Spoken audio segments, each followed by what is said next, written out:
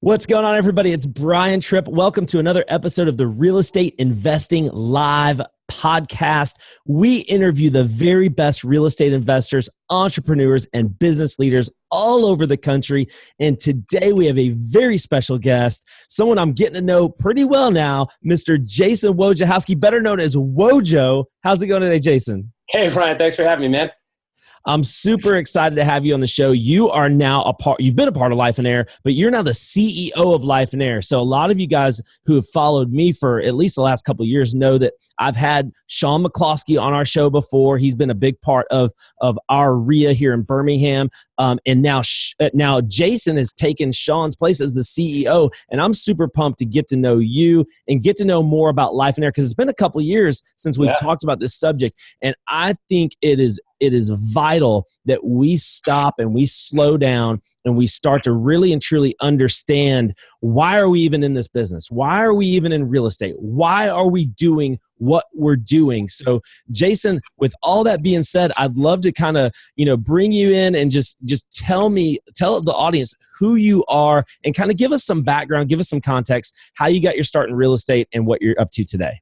Yeah, man. Well, it's funny you mentioned I'm CEO now because and you'll hear my story in a second. I vowed I would never have another job, and I was officially unemployable, and yet here I am as CEO. But the reason is because I'm so passionate about this Lifeonaire thing. It has changed my life, and I've seen it change the lives of thousands of other people. And so, but it wasn't always like that for me. And so for me, I started off as an employee like everyone else. And I was taught that the key to an awesome life was to have a great job and the house and all the trappings of success and the 2.3 kids and all that kind of stuff. Maybe like some of your listeners, maybe even you.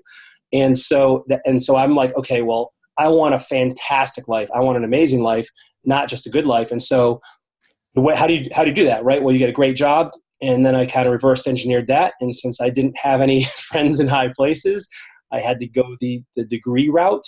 And so I went and I got 2 bachelor's degrees. I got a master's degree.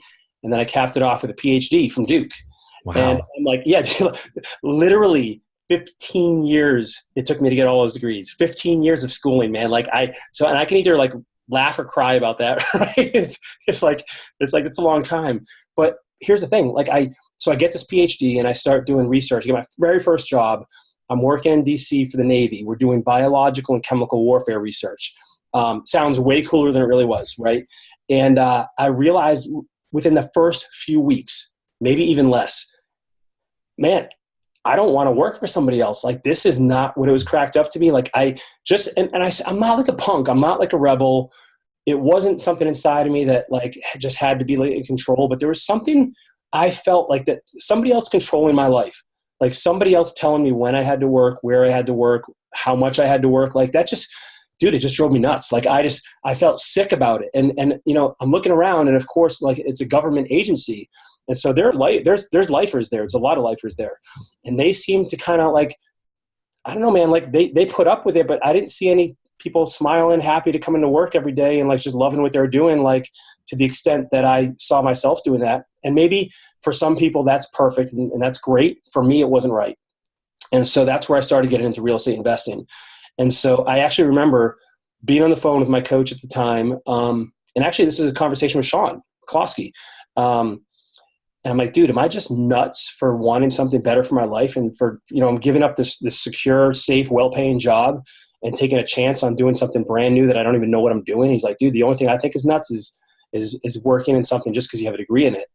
And I mean, super simple statement, but at the same time, like it really impacted me. And that's when I started getting into real estate. So very first year. Jason, let me just pause just for 1 second. Just give us some context. What year was this? When was this? So this was 2007. This is about 2008. Okay. 2008. Right. Yep. All right. Sorry. So 2008. So I got my PhD it took me 2000 to 2007 at Duke, 7 years for that PhD. So I get my first job for the Navy. And I could have stayed there, but I just decided like this was not for me. And so then I realized, okay, I want to get into real estate investing. I start doing some research, and then I do my first flip. And by the way, it was totally not what you're supposed to do. It was a total gut rehab. It was a monster. It was a mess. Steve Cook actually hooked me up with one of his contractors in the Maryland area. So I got lucky with that. made just north of 33 grand. And so for me, I'm like, holy crap, this actually works. Like this, cause I think especially new investors, if you've never done a deal, you're not really sure, like, does this real estate thing really work? Yeah. You see it on HGTV, but you're like, okay, we all know those numbers don't all add up, and this is not exactly how it really goes. And so like, that was a big moment for me that there was another way. There was another opportunity here that wasn't reliant upon somebody else employing me.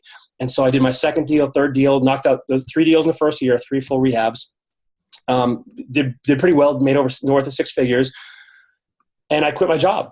And I quit my job. And I moved back to North Carolina.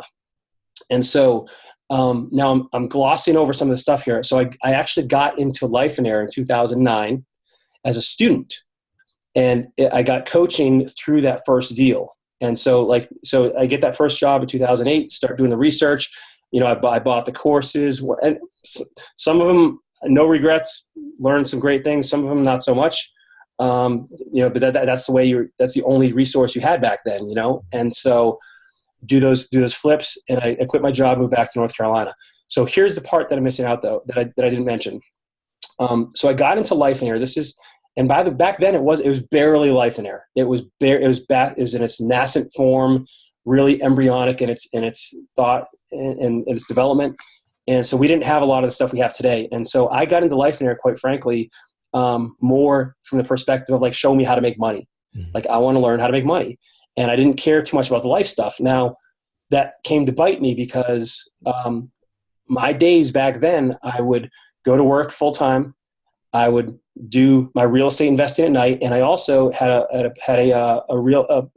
pretty thriving online health and fitness business. I've been super blessed to do well with bodybuilding, and been in some of the magazines and had national recognition and stuff like that. And so I had people approaching me to train them. So basically, I literally came home every day, worked until the wee hours of the morning, and went to bed and wash, rinse, repeat kind of thing. Now, I was married back then, and my wife one day walks up to me and says, like, hey, I feel like we're roommates. I want to get divorced, like, because I don't even know you anymore. All you do is work. And now, don't get me wrong, there were other challenges there, but not being together, not spending time together, not meeting her needs was a huge part of that. And so I realized, and maybe listen, if you're listening right now, some of us use excuses like, hey, I want to give my kids what they never had, and so we're working all the time instead of spending time with our kids. Or like, you think you're going to be a better husband by making more money. I remember telling my wife, I'm like, listen, hun, I remember using this exact analogy. I told her, I'm like, listen, hun, I'm doing it like a few more years. I'm doing really well. We'll be able to retire. Like, give me 5 years of this. Like, we can retire. We'll never have to work again. Like, just hang on. And I said, the new iPhone just came out. This is the analogy I use. I said, the new iPhone just came out. We just spent overnight in line. We are at the door. It's 7:59. The store's open at 8 a.m. and it's getting ready to, and now you're walking out of line. I'm like, we are so close, and you're leaving. But she had already checked out, man. And so that was my lesson to smarten up, and that I had sacrificed what was really most important to me on this altar of success financially.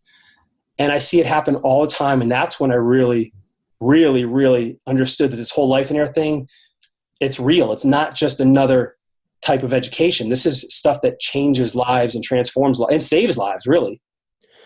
So I definitely want to touch on that. I definitely want to get back to that and really kind of dig into that last point you were making there for sure. But I want to go back and fill in some gaps first. Talk to me about the guy who was trying to get into real estate. You mentioned you got into Lifeonaire when it was kind of at its beginning stages, and you got into it more because you wanted them to show you how to make money. Didn't really care too much about the life stuff. Super, super, super common response from almost every new person I talk to. Dude, you're so right. So, and I want to get back to that. We're definitely going to touch on that in a second. But go back to the very beginning. Like, even in the beginning stages, wasn't Lifeonaire still about, hey, let's figure out how to get a life and almost like work-life balance type of thing? But you almost like shoved that aside. Why'd you even get into Lifeonaire? Man, well, because I actually wanted the real estate coaching, because Lifeonaire is actually like, it has a business component and coach. And now we say business, but in all actuality, Lifeonaire is real estate heavy. I would say about 70+% of our members are real estate investors. And so I knew that I could get the business coaching I wanted there. And so I kind of got into the business coaching. I was the guy, man. And this is, so when I speak, I'm like, listen, I know what you're thinking right now. You got to build your business first and worry about life second. And everybody's nodding their head. Yes. I'm like, no, I was that guy. Trust me when I tell you, life has to come first. But I did think it was about the money. I just thought it was and I think, I don't know if you've experienced this as well, man, but people think, and I guess it's a natural thing that we just think that money is going to be the answer. And it's just a natural, whatever the allure is of it, people think that's what it is, and it's not. No doubt about it. Coming back to that, we're coming back to that. We're gonna that's what the majority of the show we're gonna focus on. But I want to really kind of set the stage for that. I'm a big context guy. You mentioned the name Steve Cook. Yeah. For those that don't know who Steve is, tell everybody who Steve is, and more. Here's my real question though. Tell everybody who he is. But how did you meet him? How did you actually get involved? Why did you want to get into that particular coaching program? Yep. So back when I first started doing real estate education, I guess you could call it, you're jumping on webinars, you're going to trainings, whatever. Steve Cook had built himself up as one of what I'd say was kind of back in the early 2000s, mid 2000s, he was a big name in the real estate investing community. He's not really today because he doesn't focus on that anymore. He focuses on Lifeonaire, but he was one of the guys who was out there. He had flippinghomes.com. He was just pouring information out there. Now, one thing about Steve that I realized just from listening to some of his content was that, for instance, his real estate course was $500, where everybody else is $2,000, and it was 8 size font, packed full of stuff. And plus when I heard this guy speak, his heart was you could tell he actually cared about people. It wasn't about the money. So that struck me. But then this is how I actually met him is so I was at a property auction for auction.com in DC. Now I didn't even know this. He lived in Baltimore at the time, and I was working in DC. So I went to this auction in Maryland, and my buddy is sitting next to me. He's like, dude, that's Steve Cook. And I'm like, dude, it's so embarrassing to say this, by the way, because I was totally starstruck with him, because I'm like, oh my God, because here's Steve who made millions of dollars in real estate. I have his course. I'm like, oh my gosh, so I walk up to the guy. He has no idea who I am. And I'm bumbling like a fool, man. It's almost humiliating. Cause now I talk to Steve every day now, and we work together. And so I'm I introduce myself, and he starts asking me questions, just genuinely interested in me. And he's like, hey, so tell me about what you're doing here. Are you an investor? And I start telling my story, and he's like, hey, well, I'd like to keep me in the loop, keep me posted and things like that. And then I found out he had a little, I guess you'd say a low level, group level coaching program was affordable. I get into that, and he coached me through that first deal. And it was that moment of meeting him that solidified, here's a person who I feel like I can trust, who's also done it, who cares about me. And that was what got me down that path with him. And it's just these factors coming together, And it's my fault. We have not had Steve on the show yet, and we're 130 something episodes in. Steve actually, and I don't want to grab it right now because I don't want to ruin the flow of the show. But Steve gave me an endorsement that's on my book. It's on the actual. It was such a great endorsement that I chose that one to be on the cover. Oh man! And he was just so gracious to do that. And I've never had him on my show. I've had conversations with him. I've talked to him, but you're not the only person that's been on our show that's mentioned his name. I mean, we've had guys like Craig Fuhrer that was in Baltimore at the time. What are some other names or some other people that were kind of in the business when Steve was really doing that, and you were meeting in Baltimore, or maybe some names that we might know? Well, so for instance, back some big names. So John Heyer was getting coached by Steve. Wendy Patton, getting coached by Steve. Some high level people. And I don't know if you know Steve Kavanaugh. Yep. Very well. Yep. Christina Kraus. So you're naming all these people, and they've all been on our show, with the exception of Wendy, but they've all been on our show. Dude, it just goes to show you the impact of someone like Steve. And then he goes out and he starts Lifeonaire. So take us back, as we're going to get into the meat here in a second, guys, but take us back, Jason, to those days in 2008, 2009, 2010, where where you just real estate wise, we're going to get into the good stuff here in a second, but real estate wise, you're building a business with the help of a guy like Steve Cook. Just take me through you and your kind of transformation of going, because there's a lot of brand new people who are listening to this, going from not knowing really anything about real estate to getting a course, getting coaching. I think those are the two things that you mentioned that you did right away, to actually doing deals, made $30,000+. And it sounds like 2008 or 9, which might've been a bad time for a lot of people to get into real estate, but you made $30K on your first deal. It sounds like. Just talk about the real estate aspect of it first. Yep. And so what you said is completely right. And so I got the course, got the education, but here's the problem with the education, I feel, is that number one, it's static. And number two, it doesn't answer questions in real time. And that's where I realized like I needed, man, I am not too ashamed to admit this, but I'm the product of being around people smarter than me. And Steve was that guy, and I latched on to him and other people within Lifeonaire community. And so here I am, like, never having done a single deal.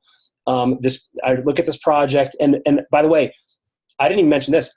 It took me 82 offers to get that first deal. Like, I'm talking, I counted them. And I remember being on the phone with Steve and being like, dude, this doesn't work. He's like, if I had $1 for every time somebody told me it works, please just give it another shot. And he had me submitting 10 offers a week. And he said, listen, two things. One is you got to be persistent with this. You cannot give up. And number two, you don't want to become a motivated buyer.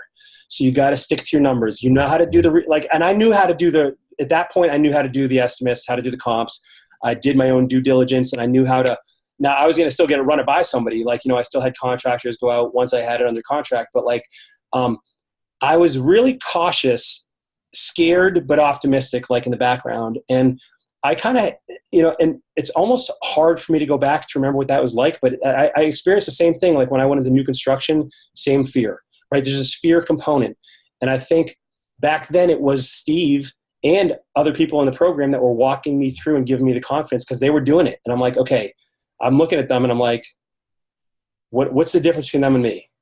And I admittedly, a lot of that had to do with the confidence. Like, it wasn't that they were well, of course I do think they were smarter, but I realized that I'm like, I kind of just pep talk myself. I said, like, you know what, come on, man.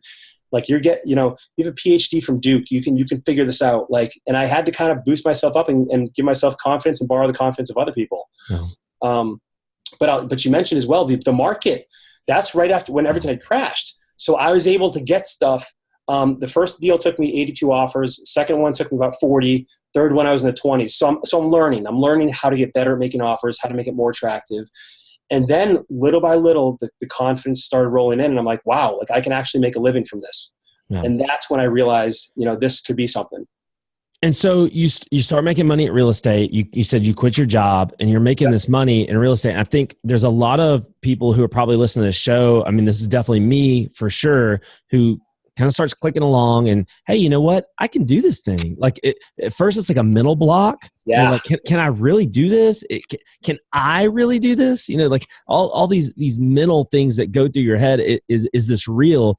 And then once you get past that and you start doing it, making money in real estate, you said something a second ago that just really hit me huge, because I've said these exact words, and I wonder how many other people who started doing real estate and started clicking on doing some deals and said these same words that you just said, that you said to your wife.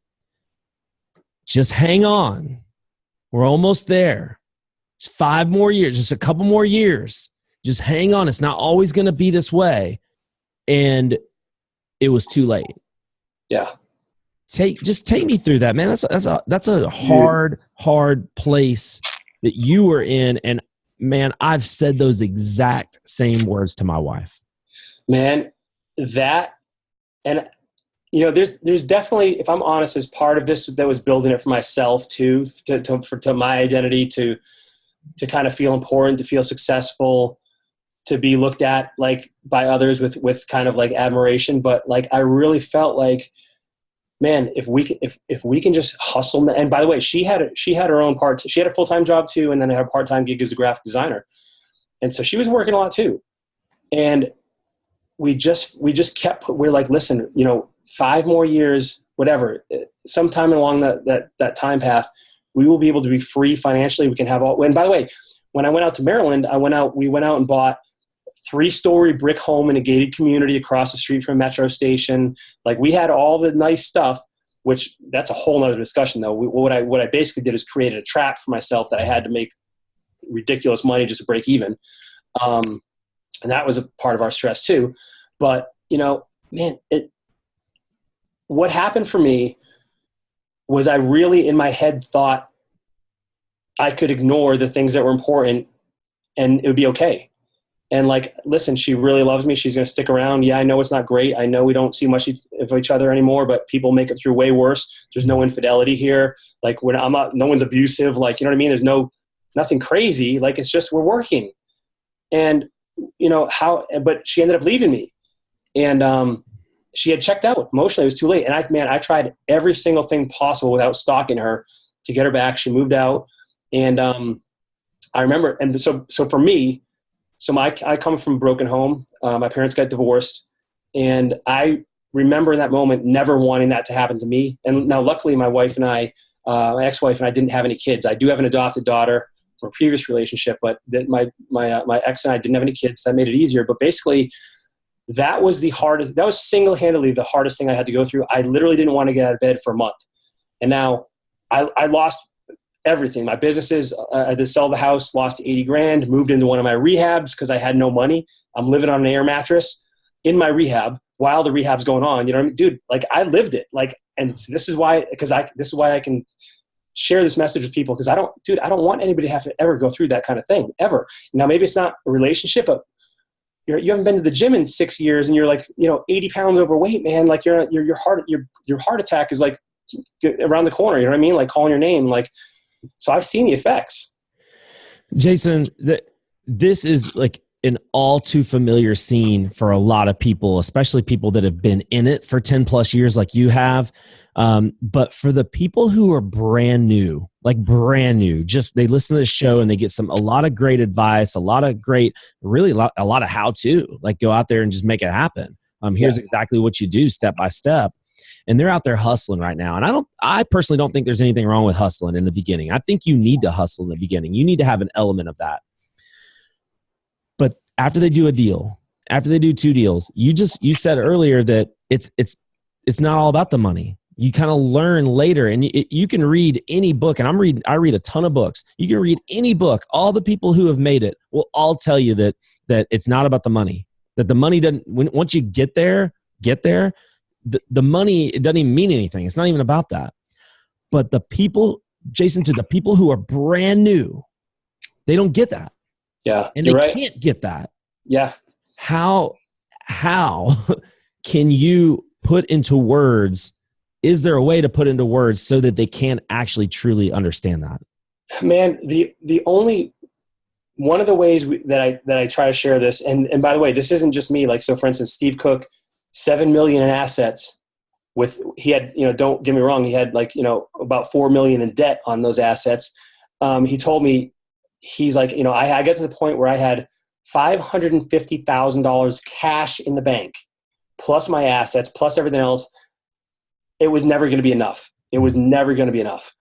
And so I've seen this happen over and over again.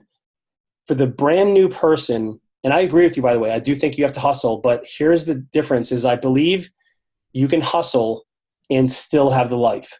Like, there's no reason you have to sacrifice your life in the process. And I believe that we have glorified busy. Like, it's almost like a badge of honor where you look, and now listen, I love Gary Vee. Great content, great stuff. Love his passion, his hustle, Grant Cardone. But dude, these guys, here's what I'll say. Look at all the people that you know wealthy. I'm speaking right now to the brand new investor.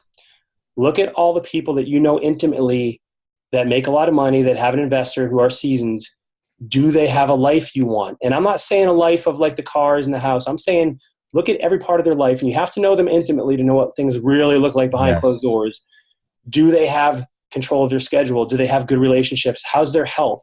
What about their spiritual life, if that's important to you? Look at each component of their life, and I'll tell you, man, less than 5%, I ask this question all over the country, less than 5% know somebody that has a life that they'd actually want. And like, there's something wrong. Like, we're on the wrong path. Like, there's no way otherwise. You're saying less than 5% even know one person? Yes. And I'm talking, man, I asked this question coast to coast. I've been Seattle, Florida, New England. On average, a room of 100 people, less than 5% know a single person that has a life that they would want to live, that even if a genie showed up and said, hey, we could switch spots, that somebody would want. And it's not because they have a life they want. It's because they don't know anybody.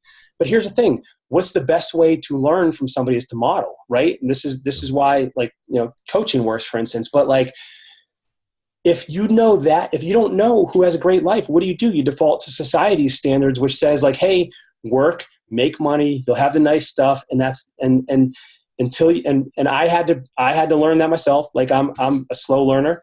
But if somebody else can take that lesson now and move with it, then they'll have both. But here's the thing. Let me rewind for a second. Busyness being glorified.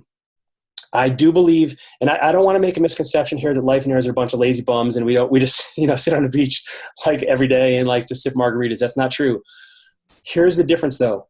We will work within a rigidly defined schedule that we've created based on what we want for our lives first, then business. And so to your point, earlier about scheduling things, I believe this was before we started recording. We started talking about how many hours a week you're working. What we do, for instance, we do this at the live event. We'll have you schedule on a calendar, on a sample calendar, what you want your life to look like first. Then we look at how many hours are left for that week, and then that's how many hours you can work. And that so this is real. Let me say this, Brian. This drives people nuts. Put life first, business second, and say you have 20 hours left a week. People will be like, well, there's no way on God's green earth that I could complete my business in 20 hours a week. To which I'll give you 4 pieces of evidence to prove you this is absolutely false. Number 1, we already know from the Pareto principle, 80-20 rule, that you'll get 80% of your results of 20% of your time. Okay, now what's 20% of a 40-hour work week? 10 hours. So that's less than 20. So right there you have room to do more work. Second rule, Parkinson's law, which says, this is Northcote Parkinson, who's a guy who studied and found that the demand for something will rise to match its supply. In our world, in just layman's terms, it means you have a week to do a term paper, you'll take a week. You have a month, it'll take you a month, right? So if you have 40 hours, 50, 60 hours a week to work, you're going to work, right?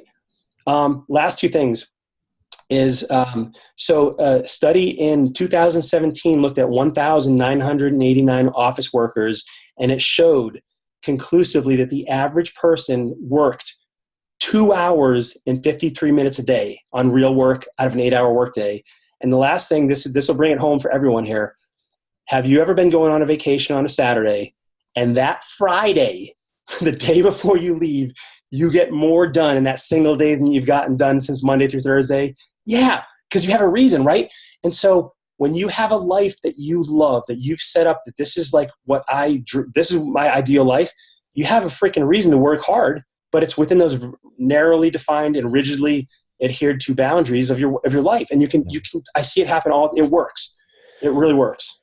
And just to your point, it's so true. And I don't have the studies to back it up. I'm glad you do. But it's so true that we can't even it's difficult for us to even focus for 8 hours in a day. It's like just the age, the culture we live in. It's we get interrupted so much. My phone is going off like crazy right now, just during this, this 30 minutes of this interview. Emails come in, assistants walk into your office. We get even if we are at work, we get interrupted so much that by the time, if I'm in the middle, I'm actually doing work and I get interrupted, it takes my brain another 5 to 10 minutes just to get recalibrated to get back into work mode. And oh, by the way, right when I get there, my phone goes off again. So to your point, you're 100% right. We might say we're working a 40, 50, 60-hour week, but how much work are we actually getting done? So that's why what I do, and I got this from a book called Free to Focus, it's a great book, just came out this year, and I've been doing it just in the last 4 or 5 months, is I turn everything off. Yeah. No, hey, do not bother me. If I'm at home, my wife, hey, don't bring the kids down here. I'm shutting everything off. The phone is off in the other room. I have to do this and focus on this for only an hour. I'm only going to spend an hour, but it's going to be a quality hour. Yes. And you got more done in that hour, I bet, than most people can get done in 3 or 4. Or a day. Yeah. Yeah. No, it's totally true. But here's the problem. Most people don't want to see that or admit that. True. They just don't. And I love it, Jason. I think it's incredible. You tie it all back into Lifeonaire. Let's talk about, so you just came to Birmingham to speak, and I want to talk about what's the next step. So you mentioned your live event. There's a live event that you guys do, a 3-day event. Can you talk more about that 3-day event and what exactly it is? Man, this is it's incredible. This is our flagship event. It's called the Get a Life Getaway. And essentially what we help people do is they come into this event, sometimes even completely unsure as to what they're going to get out of it because they're kind of still unclear. And I'll tell you, most people don't even know when they come to the event, they don't even know what they want life to look like. So we help them figure out, we walk them through our process of figuring out, hey, let's figure out what you want your life to look like really on a very tangible level, not some pie in the sky approach to living, but like a real something that resonates with them, because most people they'll come into the event and we'll start asking them the questions, and they figure out actually for the first time they've been living somebody else's vision for their life. Like somebody else gave them approval and gave them acknowledgement and recognition for succeeding in one area of their life. And now they went down that path because they loved the attention, even though they never really enjoyed it. And so we help people kind of rewind that reel to figure out what they want their vision for their life to look like for them, not for anybody else. Then we start talking about how to kind of work around that and get that into your schedule. We figure out how much that vision is actually going to cost you, because oftentimes people come in and think like, oh, I need to make $1 million to live a great life. And we've had people come in that have run the numbers and they're like, they're almost embarrassed to raise their hand, because at the beginning of the event, we ask them how much they need. And they're like, oh, I need 10 grand a month passive income, the whole story, right? At the end of the event, they're like, I need roughly 15, 20 grand a year to live every single thing on here. And it blows their mind. Now we do talk about creative ways to do that. It's not all, we talk about some creative brainstorming for how to get there, but people know how much hours they have in their week to work on business, which is really important. If you're going to design a business, you need to know how many hours you can work and not disrupt your life, how much it's going to cost for your vision, where you're going to put the stuff in. We're going to develop an action plan and a strategy to get you there. So we literally will take one vision element item, is what we call it, and we reverse engineer, okay, this is great. How are we going to get you there on the shortest, quickest path possible? And so we map it out. We map out each individual action step, the milestones along the way. Like, we really want people to leave there with what we call a vision, like what they want their life to look like. Jason, what about the brand new person? Maybe someone who's brand new to real estate. Is this applicable for them? Dude, I would say it's even more so applicable, because what's going to happen is, I see this happen over and over again, is somebody will put life off and then they create a monster of a business. It turns into Godzilla, and it's right. It's a whole lot harder because you built an aircraft carrier, okay, instead of a dinghy, and now it takes a long time to turn that boat, and it's a whole lot harder to unlock. Instead of a what? They built an aircraft carrier, man. It's hard to turn that thing. Instead of a dinghy? What'd you say? Little dinghy boat, like one of those little fishing boats. Okay. North Carolina talk. Okay. All right. Gotcha. So they need to know what they need life to look like first, and then you can set up your business. Otherwise, you create this monstrosity that just cannibalizes your life. And I'm guilty. And I'm 100% guilty of that. And Lifeonaire came through Birmingham 2 years ago in 2017. And it's the first time I went through the 3-day retreat. And it was, I'm not even going to lie, Jason. I think it's important to be authentic. I thought it was a bunch of garbage. Yeah. I went reluctantly. I just didn't feel like I wore 100-hour work week as a badge of honor. Mm. And anyone who is not working as much as me or as hard as me, I don't even want to be around that person, because I only want to be around the people that are really doing it and really like working hard. And I resented the whole thing until the end of the day 3.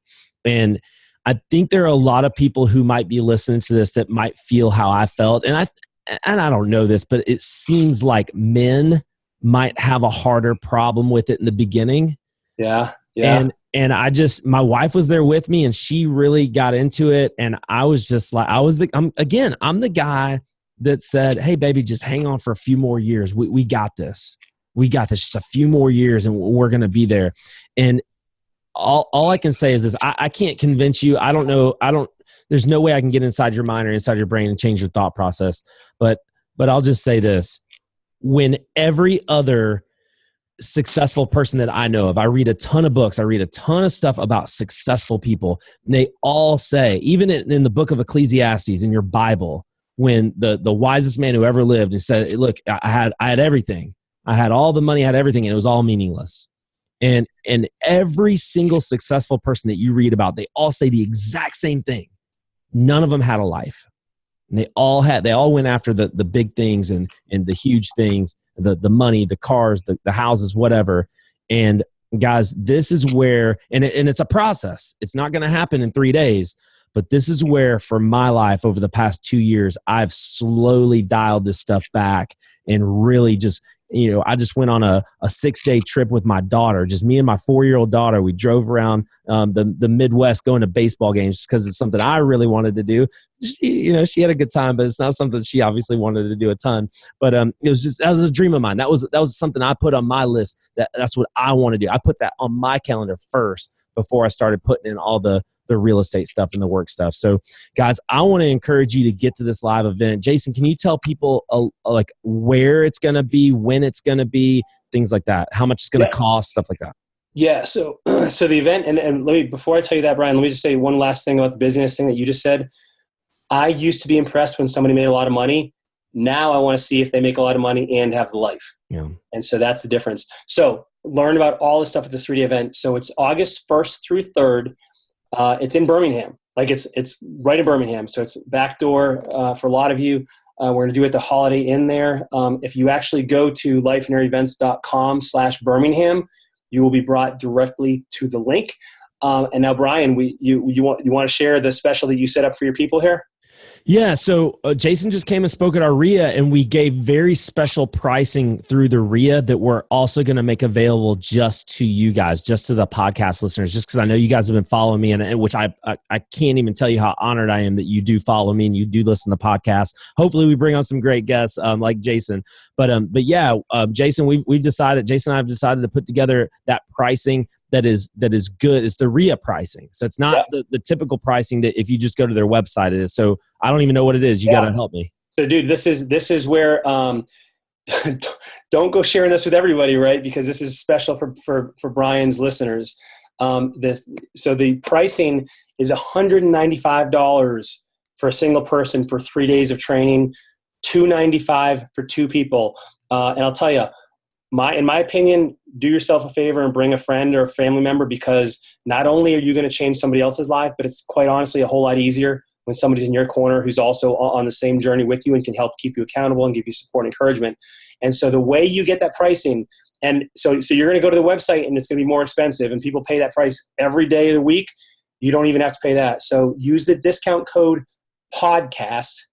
Podcast is a discount code. You will enter at checkout, and you will get the $195 for 1 ticket or $295 for 2 tickets, specifically for you guys.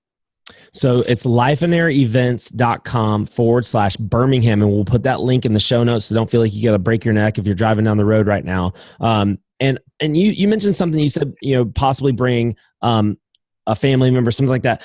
Would you?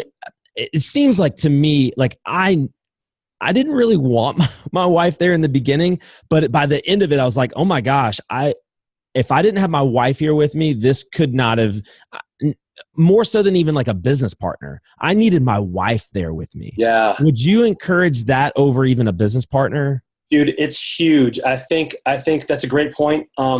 Absolutely, your spouse would be a fantastic person to bring to this. I know that sometimes things come up and you can't do it, but I would do whatever you can do to get there, because it'll make a huge, huge life transforming difference for your relationship as well as every other part of your life. Now, you mentioned business partner too. That would be another person that I would encourage people to bring it as well. Get them to attend this thing. Here's one downside to all this. If you come by yourself, it's going to be a little bit more challenging for you to explain this Lifeonaire thing. Yeah. It's just a little bit more challenging. It's just the way it is. And so if you can get someone else to experience this with you, you'll understand why I'm saying this, by the way, when you attend. but it's just a whole lot easier.